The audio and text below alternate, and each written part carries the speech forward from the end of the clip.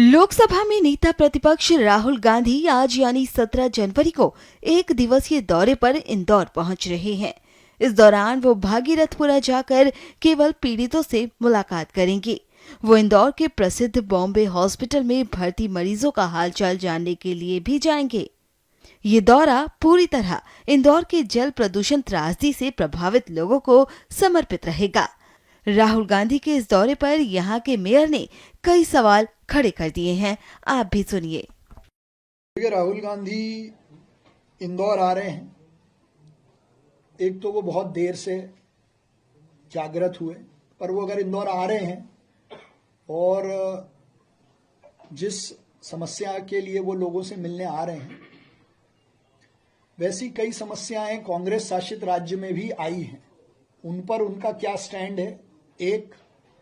दूसरा, जिस तरीके से शहरीकरण बढ़ रहा है, तो अर्बनाइजेशन पर, अर्बन प्लानिंग पर और अर्बन गवर्नेंस पे उनकी क्या प्लानिंग है, वो विपक्ष के भी नेता हैं। उसको लेकर अभी तक संसद में उन्होंने क्या विषय रखा है, और ड्रेनेज और पानी की मूलभूत सुविधाओं पर कांग्रेस का क्या रिसर्च है, क्या प्लानिंग है, क्या दूरदृष्टि है, वो जरूर बताएं। तीसरा, उनके माध्यम से मैं ये पूछना चाहता हूं कि शहर में दुर्भाग्यपूर्ण घटना हुई, हम लोगों के साथ खड़े रहे पहले दिन से।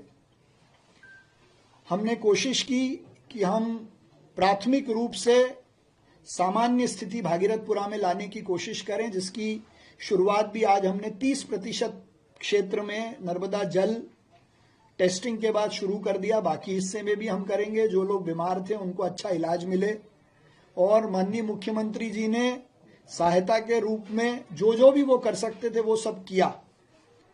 लेकिन राहुल गांधी अपने पार्टी के नेताओं से पूछें कि वो प्रदर्शन करने आए, रील बनाने आए, उसके बाद के दिनों में इस घटना को लेकर, इस स्थिति को ठीक करने को लेकर उन्होंने क्या प्रयास लोगों के साथ रहकर किए।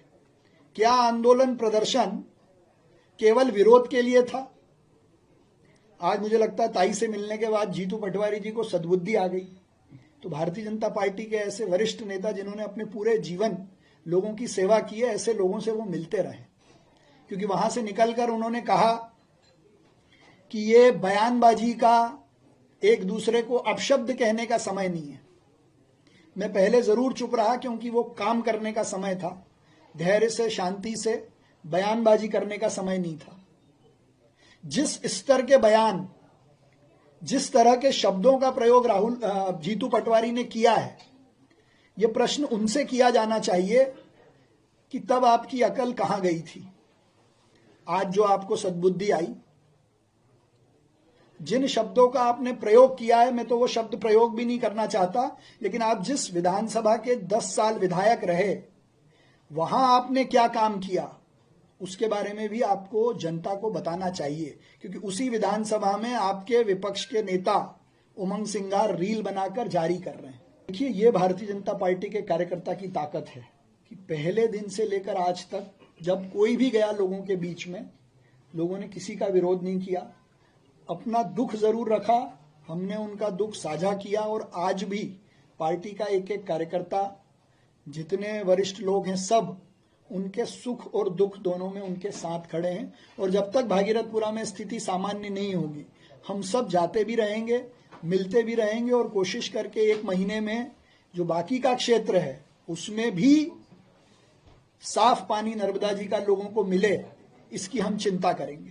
उमंग सिंघार जी ने तो फर्जी सर्टिफिकेट से तमगा लाने की बात कह दी है कि फर्जी सर्टिफिकेट से 8 बार का इनाम ले आए। देखिए, मैं इसीलिए कह रहा हूं कि राहुल गांधी जी से मेरा जो प्रश्न है, और जीतू पटवारी जी से भी, जिनको आज सद्बुद्धि आई है कि फालतू बयानबाजी हम ना करें, तो वो अपने विपक्ष के साथी, उनके मित्र उमंग सिंघार से ये पूछें कि इंदौर की जनता की मेहनत पर, सफाई मित्रों की मेहनत पर उन्होंने किस उद्देश्य से प्रश्न चिन्ह खड़ा किया है। तो पटवारी तो मानते हैं कि जो उनकी सरकार में भी एक बार स्वच्छता को लेकर तो तो मेरा तो यही कहना है ना कि कमलनाथ जी मुख्यमंत्री थे और दिग्विजय सिंह जी के सुपुत्र उस विभाग के मंत्री थे, उनका अवार्ड लेते हुए फोटो है, तो क्या वो भी अवार्ड फर्जीवाड़े से आया था?